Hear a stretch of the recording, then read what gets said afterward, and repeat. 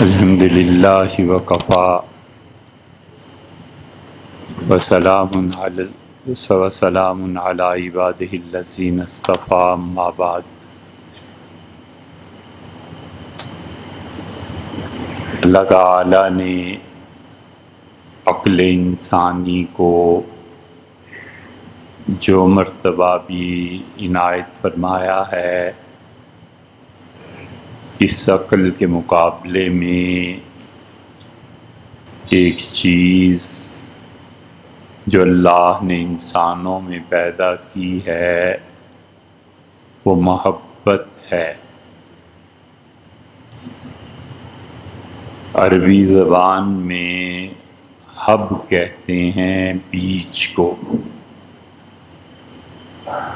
اور اللہ تعالی نے اپنے مرکب ناموں میں سے ایک نام ارشاد فرمایا ہے کہ فالق الحب والنوا، اللہ کی ذات جو چیر دیتی ہے، پھاڑ دیتی ہے حب کو اور نوا کو۔ اللہ تعالیٰ کے اسماء دو طرح کے ہیں اور اللہ کی صفات تین طرح کی ہیں۔ اللہ کی صفات کے بارے میں یہ ایمان رکھنا چاہیے، اور یہ ایمان لانے والے کے لیے ضروری ہے کہ وہ اللہ کی 8 صفات کو اس کی ذات کے متعلق جانے۔ علم، ارادہ، قدرت، سمع، بصر، کلام، تکوین، یہ اللہ حیات، یہ اللہ کی 8 صفات ایسی ہیں جن پہ ایمان لانا ضروری ہے۔ اور یہ ایسی 8 اللہ کی صفات ہیں کہ اللہ کے متعلق ان 8 صفات کے برعکس، ان کی ضد اگر کوئی سوچے گا تو غلط بات ہے، اور اگر کوئی اقرار کرے گا تو کفر ہے۔ علم اللہ کی صفت ہے اور اس کے مقابلے میں جہالت ہے۔ ظاہر ہے کہ اللہ جاہل نہیں ہے۔ اور اللہ کی حیات ہے، اللہ کے لیے زندگی ہے اور موت نہیں ہے۔ اللہ اپنے بندوں کی دعاؤں کو، ہر چیز کو سنتا ہے، وہ بہرا نہیں ہے، دیکھتا ہے اور وہ نابینا نہیں ہے، اور علم والا ہے اور جہالت نہیں ہے۔ اور اللہ کے ہاں ارادہ ہے، وہ ارادہ فرماتا ہے، اس کے ہاں تعطل نہیں ہے، بیکاری نہیں ہے۔ یہ نہیں ہے کہ کوئی ارادہ نہ کرے اور کائنات میں کوئی چیز ہو جائے۔ اور اسی طرح اللہ کی دوسری قسم کی صفات، ان کا تعلق اللہ کی مخلوق سے ہے، اور مثلاً اگر مخلوق ہوگی اور رزق اللہ ان کو دے گا، اور مخلوق جب نہیں تھی تو اللہ کی یہ صفت اس وقت خلق کے اعتبار سے، ترزیق اور رزق دینے کے اعتبار سے اپنا اثر نہیں دکھا رہی تھی۔ مخلوق خدا گناہ کرے گی تو اللہ کی معافی کی، مغفرت کی صفت سامنے آئے گی۔ اگر فرض کرو کوئی گناہ کرنے والا ہی نہ ہو تو اللہ کی اس صفت کا اظہار نہیں ہوگا۔ اسی طرح اللہ کی دوسری قسم کی صفات، اس کے لیے دوسری طرف کوئی چیز ہونی ضروری ہے۔ اور اللہ کی تیسری صفات ایسی ہیں جس کو اس نے سمجھانے کے لیے ہمیں بس بتا دیا ہے، ہم اس کی حقیقت کچھ نہیں جانتے۔ اس نے کہا کہ ید اللہ فوق ایدیہم، صحابہ کرام رضی اللہ عنہ کے ہاتھوں کو جب وہ بیعت کر رہے تھے تو اس سے اوپر اللہ کا ہاتھ، اور اللہ نے فرمایا کہ فَإِنَّكَ بِأَعْيُنِنَا، اے ہمارے نبی علیہ الصلوۃ والسلام، آپ ہماری آنکھوں کے سامنے اللہ کی آنکھیں کچھ نہیں پتہ، بس ایسے ہی ہے جیسے اللہ نے فرما دیا ہم اس پہ ایمان لائے، اور اس کی گہرائی اور حقیقت میں جانا ہمارے بس میں نہیں ہے۔ اس کو یوں مان لیا جائے یا پھر یوں مان لیا جائے کہ اللہ کی آنکھ سے مراد اللہ کی نگرانی ہے، اللہ کے چہرے سے مراد اس کی ذات بابرکات ہے، اس طرح کی چیزیں۔ اسی لیے رسول اللہ صلی اللہ علیہ وسلم نے فرمایا، صحیح بخاری میں آتا ہے کہ جب جہنم پھر مانگے گی اور بھرے گی نہیں، تو یضع اللہ قدمہ، اللہ تعالیٰ اپنا پاؤں مبارک جہنم کے منہ پہ رکھ دیں گے، اور وہ کہے گی قط اے پروردگار میں بھر گئی، بس میں پر ہو گئی۔ یہ جو اللہ کا قدم رکھنا ہے یہ کیا ہے؟ یا تو حقیقت ایسے ہے اللہ جانے اور یہ لفظ جانے، ہم ایمان لائے اللہ کے قدم مبارک پہ، اور یا پھر یہ ہے کہ اللہ اسے اپنی قدرت سے بھر دے گا، اس کی پیاس بجھ جائے۔ یہ تینوں طرح کی اللہ کی صفات ماننا ضروری ہے۔ اور اللہ کے نام دو طرح کے، ایک اللہ کے مفرد نام ہے، رحمان ہے، رحیم ہے، اور اس طرح کے آپ جتنے نام پڑھتے ہیں اللہ کے بہت سے نام ہیں، کچھ اس نے اپنی مخلوق کو بتائے ہیں، کچھ نام اللہ نے اپنی مخلوق کو نہیں بتائے۔ حضور اقدس صلی اللہ علیہ وسلم دعا مانگتے تھے اور عرض کرتے تھے کہ اللہ تیرے وہ نام جو تو نے غیب کے خزانوں میں اپنے لیے رکھے ہیں، اللہ ان کے صدقے سے مانگتا ہوں، اور اے اللہ وہ نام جو تو نے اپنی مخلوق میں سے کسی کو نہیں سکھائے میں ان کے صدقے سے بھی مانگتا ہوں۔ اللہ کے ہزاروں نام ہیں اور کوئی نہیں جانتا کہ اللہ کے کل نام کتنے ہیں۔ یہ تو حضرت ابو ہریرہ رضی اللہ عنہ نے رسول اللہ صلی اللہ علیہ وسلم کی اس حدیث کے بعد پڑھا کہ آپ نے فرمایا اللہ کے 99 نام ہیں، اور یاد رکھو تم میں سے اللہ نے جس کے 99 نام یاد کر لیے وہ جنت میں جائے گا۔ قرآن کریم میں خود اللہ کے 100 سے زیادہ نام ہیں، تو ناموں کی کوئی حد نہیں۔ پھر حضرت ابو ہریرہ رضی اللہ عنہ نے اللہ کے نام پڑھنے شروع کیے۔ اس لیے کوئی آدمی دعا کی قبولیت کبھی پھنس جاتا ہے، کبھی دعا کی شدید ضرورت پیش آتی ہے، تو اسے چاہیے کہ اللہ کے 99 ناموں کا ہر روز ورد کرتا رہے، پڑھتا رہے۔ جب بھی دعا کا موقع آئے اللہ کے 99 ناموں کو پڑھے اور اللہ سے مانگے۔ جن کو تجربہ ہے وہ کہتے ہیں کہ اس طرح سے دعا قبول ہوتی ہے۔ اللہ کے نام دو طرح کے، ایک تو مفرد جو اکیلے ہیں، اور اللہ کے وہ نام جو مرکب ہیں۔ مرکب کا مطلب یہ ہے کہ دو چیزوں کو ملایا گیا۔ اللہ تعالیٰ نے فرمایا کہ ذوالجلال والاکرام، اللہ کی ذات بہت غلبے والی اور بہت جلالت شان، اللہ کی شان میں عظمت ہے، اللہ کی ذات میں عظمت ہے، وہ شان والا ہے۔ اب ان دو کو انسان دیکھتا ہے کہ ذوالجلال والاکرام یہ اللہ کا مرکب نام ہے، مفرد نہیں۔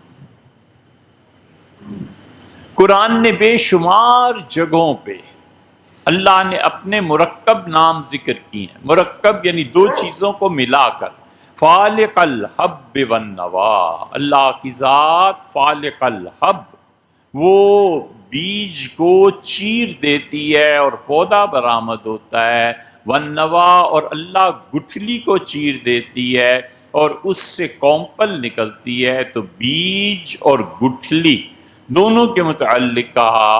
حب بیج کو عربی میں کہتے ہیں کیونکہ اس سے پھر آگے پودا پھوٹتا ہے۔ جتنی بھی اچھی صفات اللہ نے انسانوں میں رکھی ہیں، دو صفات کا کوئی جواب نہیں، کوئی جواب نہیں۔ اگر کسی انسان میں یہ دو صفتیں نہیں پائی جاتی تو اسے چاہیے کہ چپ کر کے گھر میں بیٹھے، آرام کرے، اللہ کو یاد کرے، نفل پڑھے۔ مردوں کے کام اس کے نہیں۔ جو مرد ہیں جنہیں اللہ نے صحیح معنی میں قوت عطا کی ہے مردوں والی، ان میں جو دو صفات ہیں یہ ٹاپ پہ نظر آتی ہیں۔ ایک محبت، اللہ نے اس جیسا کوئی جذبہ کسی میں نہیں رکھا۔ اللہ محبت کا بیج انسانوں کے دل میں ڈال دیتا ہے۔ اسی لیے اونٹ جب بیمار ہوتا تھا تو اس جگہ کے لیے بھی ایسے لفظ استعمال ہوتے تھے کہ اونٹ کو اس جگہ سے محبت ہو گئی، اب وہاں سے اٹھتا ہی نہیں ہے۔ اسی طرح یہ حب کا لفظ بھی اسی سے بنا ہے۔ رسول اللہ صلی اللہ علیہ وسلم فرماتے تھے، اللہ تعالیٰ سے دعا میں عرض کرتے تھے کہ اللہم انی اسأل حبک، اللہ میں تجھ سے تیری محبت مانگتا ہوں، وحب من یحبک، اور اللہ ان لوگوں کی محبت جو تجھ سے محبت کرتے ہوں، وجعل حبک احب الی، اور اللہ اپنی محبت کو میرے اتنے قریب کر دے، اتنا محبوب بنا دے کہ سخت پیاس میں شربت اتنا اچھا نہ لگے جتنا تو مجھے اچھا لگنے لگ جائے۔ اللہ کی محبت، اللہ کے ساتھ تعلق، دنیا میں ہر آدمی لابد اس کو چارہ ہی نہیں، محبت کرتا ہی کرتا ہے، ہو نہیں سکتا۔ اگر نہیں کرتا تو اسے 100 بار اپنے دل پہ غور کرنا ہے۔ بیوی کی محبت، بچوں کی محبت، مال کی محبت، دکان کی محبت، تجارت کی محبت، خود اپنی زندگی کی بقا اور اپنے آپ سے محبت، آخر کچھ تو ہے نا، کسی نہ کسی سے محبت کرتا ہے۔ اور اسی لیے اللہ نے فرمایا ہے کہ ان لوگوں کو کہو کہ اگر تم ان 8 چیزوں سے محبت کرتے ہو، احب الیکم من اللہ ورسولہ، اور اللہ اور اس کے رسول صلی اللہ علیہ وسلم کی محبت دوسرے پلڑے میں رکھو، وجہادن فی سبیلہ، اور اللہ کے راستے میں جد و جہد کرنا یہ دوسرے پلڑے میں رکھو، اور تمہاری 8 محبتوں کا پلڑا اگر بھاری ہو جائے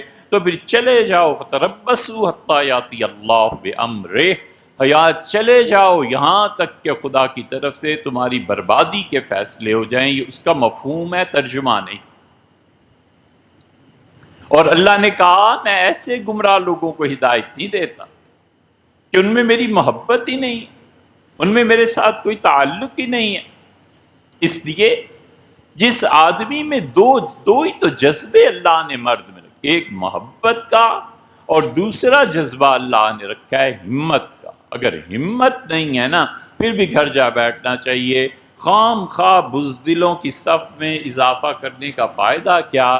آدمی ہمت کرتا ہے، نماز پڑھتا ہے، ہمت کرتا ہے، صبح کے وقت اٹھتا ہے، ہمت کرتا ہے اور اس کے لیے ورزش کے لیے جاتا ہے، ہمت کرتا ہے تو اپنی صحت کا خیال رکھتا ہے۔ یہ ورزش کے لیے جانا، یہ صبح کو سیر کرنا یا جانا، اپنے جسم کا خیال رکھنا، یہ شرعی فرائض میں سے ہے،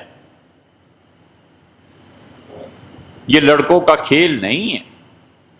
حضور اقدس صلی اللہ علیہ وسلم جب مدینہ منورہ میں ہوتے تھے تو جہاد تو خود ایک ورزش تھی۔ حضور اقدس صلی اللہ علیہ وسلم اپنے حجرات مبارکہ میں جب ہوتے تھے مدینہ منورہ میں، روزانہ 3-4 میل صبح چلا کرتے تھے، چلے جاتے تھے، فجر کی نماز کے بعد بیٹھتے تھے، اور پھر رسول اللہ صلی اللہ علیہ وسلم لوگوں سے مختلف باتیں سنتے تھے، پوچھتے تھے کسی نے کوئی خواب دیکھا ہو، اور صحابہ رضی اللہ عنہ کہتے ہیں ہم جاہلیت کے قصے سناتے تھے کہ اللہ کے رسول کفر کے زمانے میں یہ ہوتا تھا، یہ ہوتا تھا۔ اب ہماری باتیں سنتے تھے، ہنستے تھے، پھر کبھی رسول اللہ صلی اللہ علیہ وسلم اپنی ازواج مطہرات میں سے جس کے گھر رہنا ہوتا تھا صبح تشریف لے جاتے تھے۔ اس کا مطلب تھا کہ آنے والی رات میں اس گھر میں بسر کروں گا، اور رسول اللہ صلی اللہ علیہ وسلم پیدل چلے جاتے تھے، اور اسی کو محدثین نے لکھا ہے کہ 3-3 4-4 میل پیدل چلتے تھے۔ کچھ نہیں تو آدمی سنت غیر موقدہ مستحب سمجھ کے اسے کر لے، اور ہمت ہی نہ ہو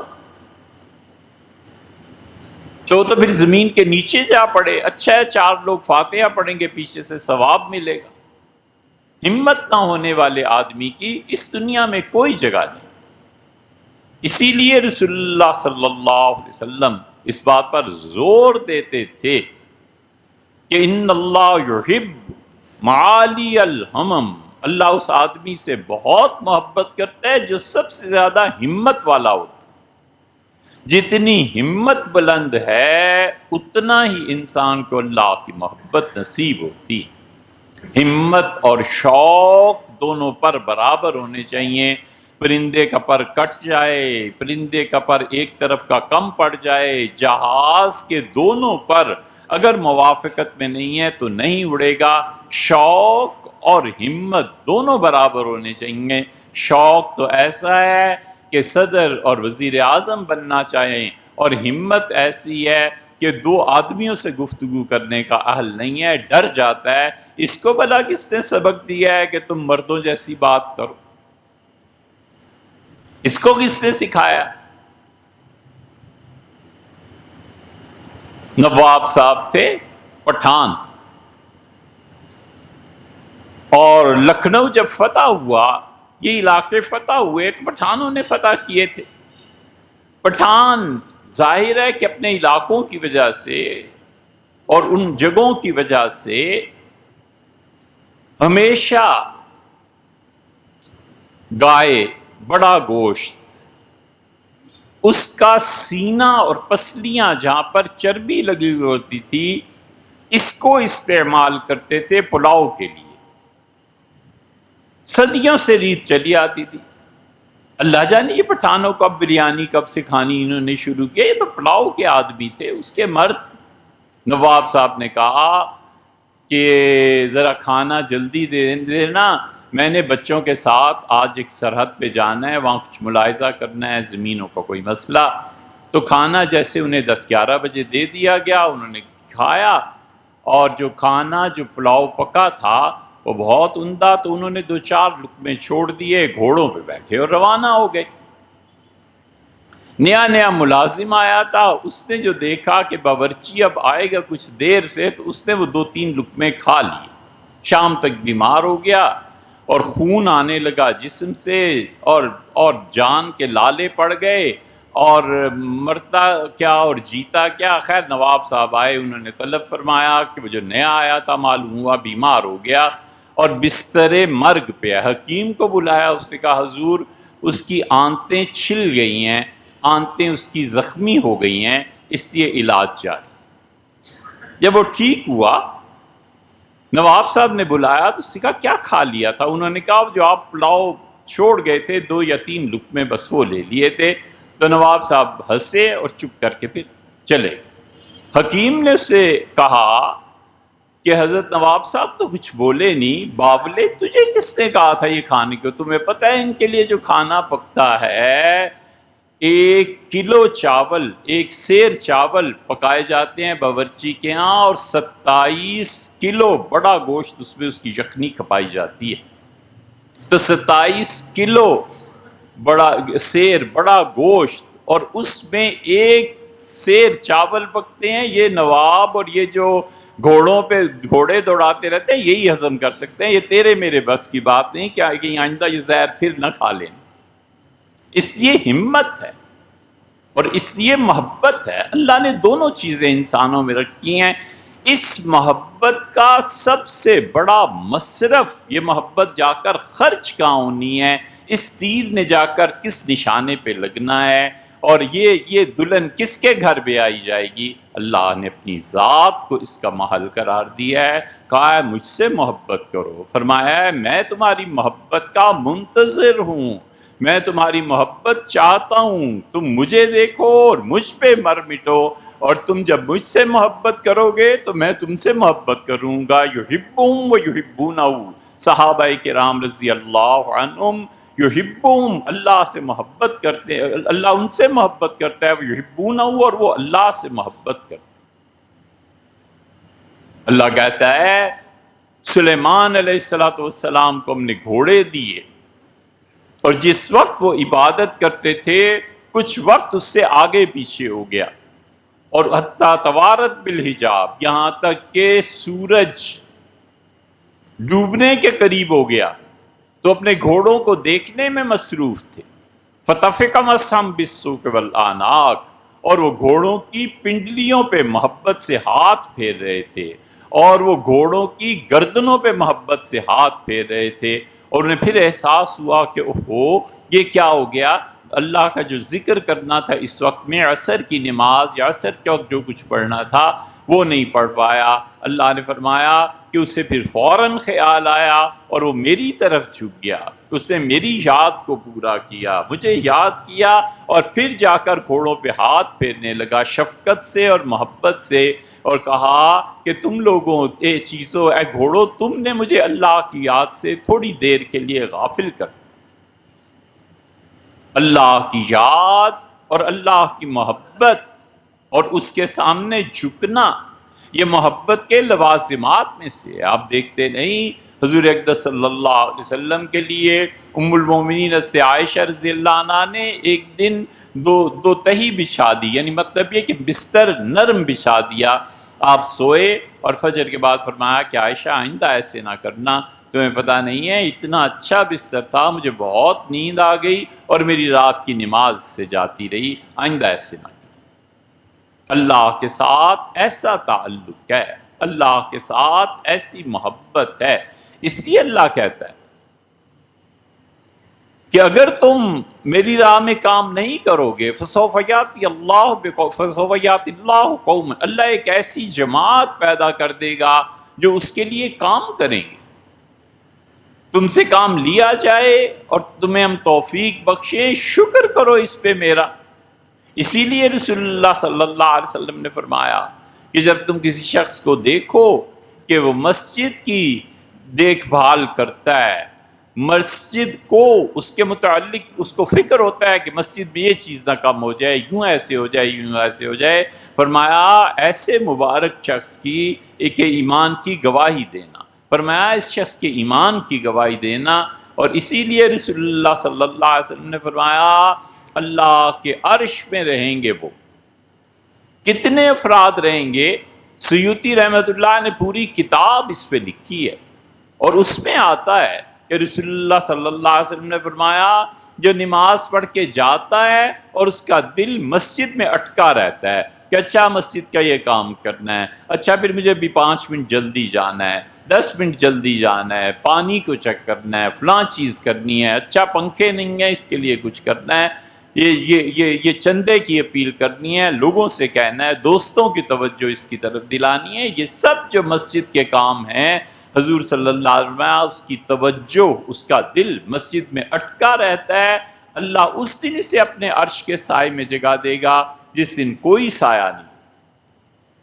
یہ سب اللہ کی محبت ہی تو ہے، یہ اللہ کی محبت غالب آتی، اللہ کی محبت اسی لیے اس کی یاد میں رلاتی ہے، اللہ کی محبت اسی لیے انسان کو چین سے لیٹنے نہیں دیتی۔ سعید ابن جبیر رحمۃ اللہ سے پوچھا گیا کہ سب سے زیادہ محبت اللہ کی کسی میں دیکھی؟ انہوں نے کہا ہاں اہل بصرہ کی۔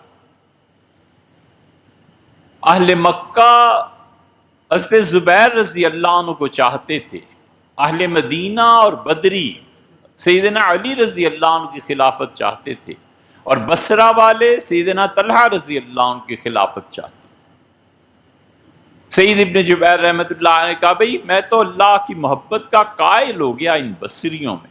ان سے کہا گیا کیسے؟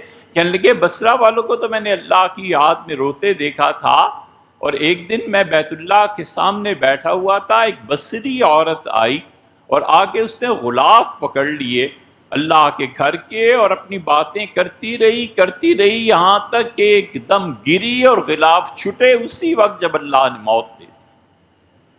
انہوں نے کہا میں اس لڑکی کو دیکھ کے حیران تھا کہ اپنے پروردگار کو کس طرح یاد کر رہی ہے۔ اس لیے اللہ کی لمبی عبادت کرنا، لمبے اور طویل سجدے کرنا، دیر تک رکوع میں جھکے رہنا، دیر تک اللہ کے سامنے ہاتھ باندھ کے کھڑے رہنا، اللہ سے عرض و نیاز کرنا، یہ سب چیزیں اللہ کی محبت پہ مشتمل ہیں۔ اس لیے ہم کہتے ہیں کہ عقل کو گرد نہیں پہنچی ان چیزوں کی، جہاں تک عشق کیا ہے، اللہ کا عشق، اللہ کے ساتھ محبت، یہ سب کی سب چیزیں اس کا ماحصل نتیجہ نکلتا ہے کہ آدمی نرم دل پڑ جاتا ہے، آدمی معاف کرنے والا بن جاتا ہے، درد گزر کرتا ہے، دوستوں کے لیے کیا دشمنوں تک کے لیے دل کھلاؤ۔ حضرت نظام الدین اولیاء رحمۃ اللہ علیہ فرماتے تھے ان کے پاس ایک آدمی آیا اور اس نے آگے کہا کہ حضرت فلاں آدمی آپ کو گالیاں دے رہا تھا، سنا، خاموش ہوئے، پھر فرمایا کیا ہوا؟ اس نے کہا حضرت میں نے بھی اتنی گالیاں دی۔ فرمایا او خار نے حد، اس نے کانٹے رکھے تھے تو ہم خار نے حد، تم نے بھی کانٹے رکھ دیے، راستہ کانٹوں سے پر ہو جائے گا، مخلوق خدا کہاں چلے گی؟ اور پھر فرمایا میرا مسلک پوچھتے ہو تو یہ ہے کہ ہر وہ خار نہد، ہر آدمی جو ہمارے راستے میں کانٹے بچھائے اللہ اس کے عوض میں اسے باغوں کے باغ نصیب کرے، ہر وہ آدمی جو ہماری ترقی میں رکاوٹ بنے اللہ اسے اپنا قرب نصیب کرے۔ فرمایا ایسے نہیں کرتے، معاف کرتے، چھوڑ دیتے۔ اس لیے ذاتی تعلقات کتنے ہی جگہ ہیں جہاں اللہ کی محبت کا اظہار ہوتا ہے، پتہ چلتا ہے کہ اس شخص کے دل میں کسی کا خوف ہے، اس شخص کے دل میں کسی کی محبت ہے۔ یہ مومن کی محبت کے مظاہر ہیں، ہمت کرتا ہے، نیکی کے کاموں میں آگے بڑھتا ہے، یہ پتہ چلتا ہے کہ اس شخص میں ہمت ہے، اس شخص میں محبت ہے۔ یہ موضوع اور بھی انشاءاللہ چلے گا، باقی پھر بیان